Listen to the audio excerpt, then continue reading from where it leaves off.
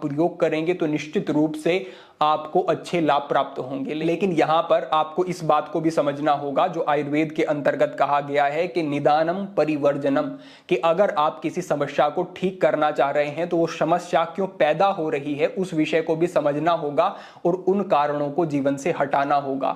तो सबसे पहले हम समझते हैं कि किन चीजों में आपको बदलाव करने हैं, जिससे कि उन बदलावों के साथ आप बताई गई औषधियों का प्रयोग करते हैं तो आपको जल्दी लाभ मिले, पूर्ण लाभ मिले।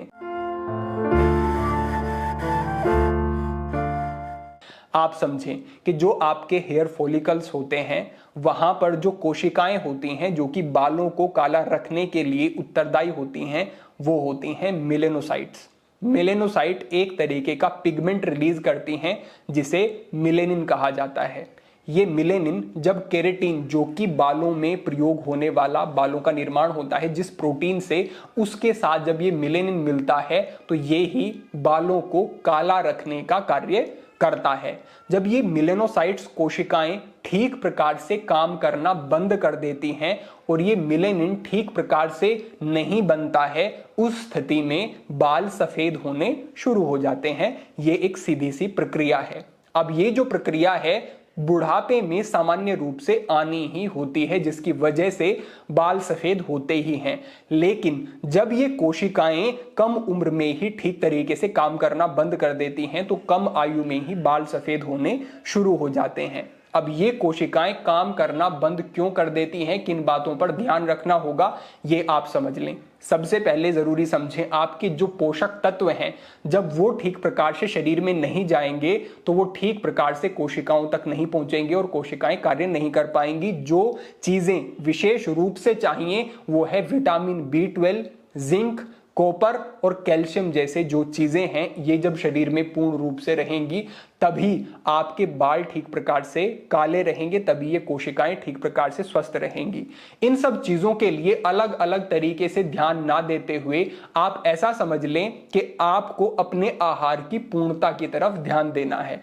पूर्णता के विषय में समझें कि आपको हरे पत्तेदार सब्जियों का प्रयोग करना है, आपको भूमि से निकाली जाने वाली सब्जियों का प्रयोग करना है, मशरूम जैसी चीजें, और साथ ही साथ आप फलों का प्रयोग करते हैं तो जितनी भी आवश्यक पोषक तत्वों की जरूरत होती है आपके शरीर में, वो सभी पोषक तत्व पूर्ण हो जाएंगे और आपके बालों पर अच्छा प्रभाव देखने को मिलेगा। साथ ही साथ समझें, आपको चिंता तनाव की स्थिति से मुक्त रहना होगा। अगर आपके जीवन में कोई ऐसी स्थिति चल रही है जिसकी वजह से आप बहुत ज्यादा चिंता में, तनाव में रहते हैं, तो इससे भी आपके शरीर में स्ट्रेस हार्मोन बढ़ने शुरू हो जाते हैं और उसकी वजह से जो आपकी कोशिकाएं हैं, मेलेनोसाइट्स, प्रभावित होती हैं और आपके बाल सफेद होने शुरू हो जाते हैं।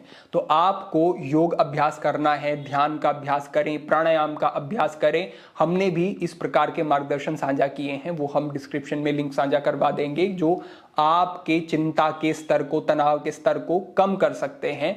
आपको इन चीजों पर ध्यान देना होगा, चिंता तनाव से मुक्त रहना होगा। आगे बढ़ते हुए समझें, आयुर्वेद के अंतर्गत जो सिद्धांत दिया गया है, कहा गया है कि पित्त की शरीर में प्रधानता होने से बाल सफेद होते हैं।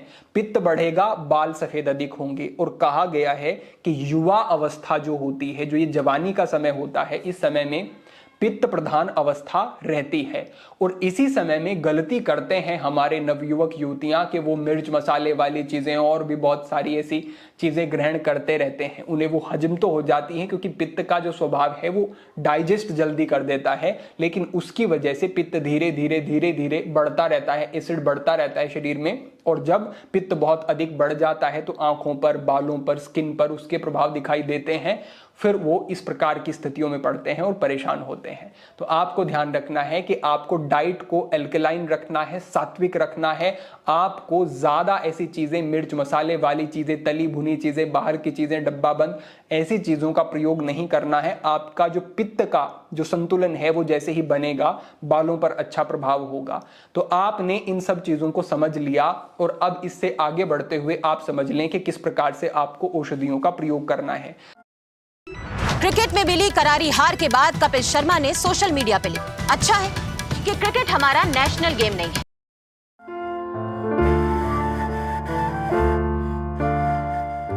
सबसे पहले आप समझ लें जो आपको ग्रहण करने वाली औषधि का प्रयोग करना है, ये औषधि आपको सोने से पहले प्रयोग करनी है। किस तरीके से इसका निर्माण करना है वो आप समझ लें। आपको पहले स्थान पर लेना है भृंगराज, दूसरे स्थान पर आपको लेने हैं काले तिल, तीसरे स्थान पर आपको लेनी है मिश्री और चौथे स्थान पर आपको आंवला चूर्ण का प्रयोग करना है। इन सभी चीजों को समभाग यानी कि समान मात्रा में मिलाना है। आप समझ लें आप 100 ग्राम ले रहे हैं तो सारी चीजें 100-100 ग्राम की मात्रा में ही होनी चाहिए। इस तरीके से इन चारों चीजों को आपको मिला लेना है, कूट पीस करके इनका एक चूर्ण बना लेना है और इस चूर्ण को आपको ग्रहण करना है 1 चम्मच की मात्रा में। सोने से कुछ समय पहले आप लें और उसके बाद आपको 1 गिलास दूध ऊपर से पी लेना है। ये जो प्रयोग है आप 1 महीने तक अगर करते हैं तो 1 महीने में ही बहुत सुंदर लाभ आपके बालों पर इससे देखने को मिलेंगे। दूसरे स्थान पर जो आपको प्रयोग करना है वो है बालों को धोने के लिए आपको आंवला चूर्ण का प्रयोग करना है। कैसे करना है? आपको रात्रि में एक कांच के पात्र में 2 चम्मच की मात्रा में आंवला चूर्ण को भिगो देना है। रात भर उसको भीगा रहने दे, सुबह उठकर ठीक प्रकार से उसे मसल लें तो आंवले के जो गुण हैं वो उस जल में आ जाएंगे। उसके बाद उसे छान लें और जो आपको ये आंवला चूर्ण वाला जल प्राप्त हुआ है इसको आप अपने बालों की जड़ों में हल्के हाथ से लगाएंगे ठीक प्रकार से। इसको 10 मिनट तक आप ऐसा ही लगा रहने देंगे और उसके बाद आप इसको धो लेंगे। बालों को धोने के बाद आपको तेल का प्रयोग करना है। तो ये जो मैंने अभी आपको प्रयोग बताया है आंवले के चूर्ण से जो आपको बालों को धोना है, ये हफ्ते में 3 बार करना है।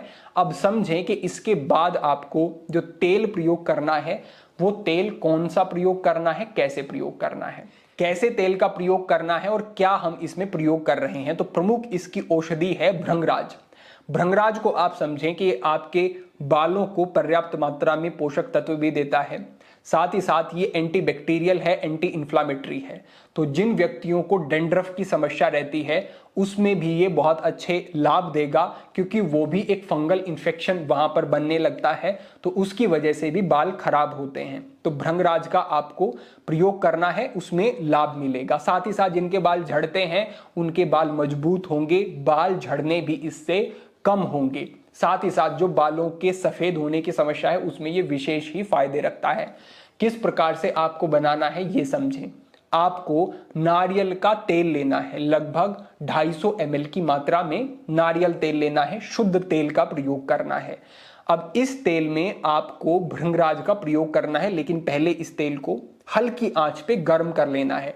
जब ये पूरी तरह से गर्म हो जाएगा तब 2 चम्मच की मात्रा में इसमें आपको भृंगराज का चूर्ण डालना है और इसमें 1 चम्मच की मात्रा में आपको मेथी का प्रयोग करना है। मेथी के बीज आपको डालने हैं, हल्का सा उनको कूट लेंगे और उसके बाद मेथी के बीज आप इस तेल में डाल देंगे और इसको आप पकने देंगे जब तक आपको ये अनुभव ना हो कि जो आपने भृंगराज डाला है वो ठीक प्रकार से इसके साथ योग में बन के उसका जो रस है, तत्व है, वो इसके साथ मिलने लगे हैं। तब तक आपको इसे गर्म करना है। जब ये ठीक प्रकार से पकने लगे उसके बाद इसको उतार लेना है और ठंडा करने के लिए रख देना है। ठंडा हो जाएगा उसके बाद इसको छान लेना है और छानने के बाद एक कांच की बोतल में इसको रख लेना है और इस तेल का प्रयोग आपको अपने बालों की जड़ों में ठीक प्रकार से करना है। तो यहां पर जो हमने पहला प्रयोग बताया उसमें हमने बताया कि कैसे एक औषधि बनानी है जिसको ग्रहण करना है, खाना है। दूसरे स्थान पर बालों को धोना कैसे है और तीसरे स्थान पर किस तेल का प्रयोग करना है। इन तीनों प्रयोगों को जब आप करते हैं और साथ ही साथ जो हमने आपको चीजें बताई जो कि आपके बालों को नुकसान पहुंचाती हैं उनकी तरफ आप ध्यान देते हैं, पोषक तत्व आपके बालों को नहीं मिलेंगे तो कोई चीजें लाभ नहीं कर पाएंगी उतना। तो आपको समझना है कि डाइट को ठीक करते हैं, स्ट्रेस में आप नहीं रहते हैं और जो हमने बताया पित्त की प्रधानता है तो आप आहार ठीक रखते हैं और इन औषधियों का प्रयोग करते हैं तो निश्चित रूप से आपको बहुत सुंदर, बहुत अच्छे लाभ देखने को मिलेंगे। हर प्रकार से आपके बाल अच्छे होंगे और बाल जो सफेद हो रहे हैं सफेद नहीं होंगे और बाल धीरे धीरे काले भी होंगे। तो ये सभी प्रकार के लाभ प्राप्त करने के लिए आपको ठीक तरीके से इन सब चीज़ों को प्रयोग करना है, इन सब चीज़ों का ध्यान रखना है और कुछ लंबे समय तक धैर्य के साथ इसका प्रयोग करना है। बहुत सुंदर, बहुत अच्छे लाभ आपको प्राप्त होंगे। अपेक्षा है आज का ये मार्गदर्शन ठीक प्रकार से आपको समझ आ गया होगा और आप इसका प्रयोग करके इससे ठीक प्रकार से लाभ भी प्राप्त करेंगे। आज के लिए आपके प्रश्नों के अनुसार यही मार्गदर्शन था। भविष्य में अन्य महत्वपूर्ण विषयों पर मार्गदर्शन होता रहेगा। सभी के लिए प्रार्थना, सभी के लिए मंगल कामना। आज के लिए इतना ही। ओम नमः शिवाय।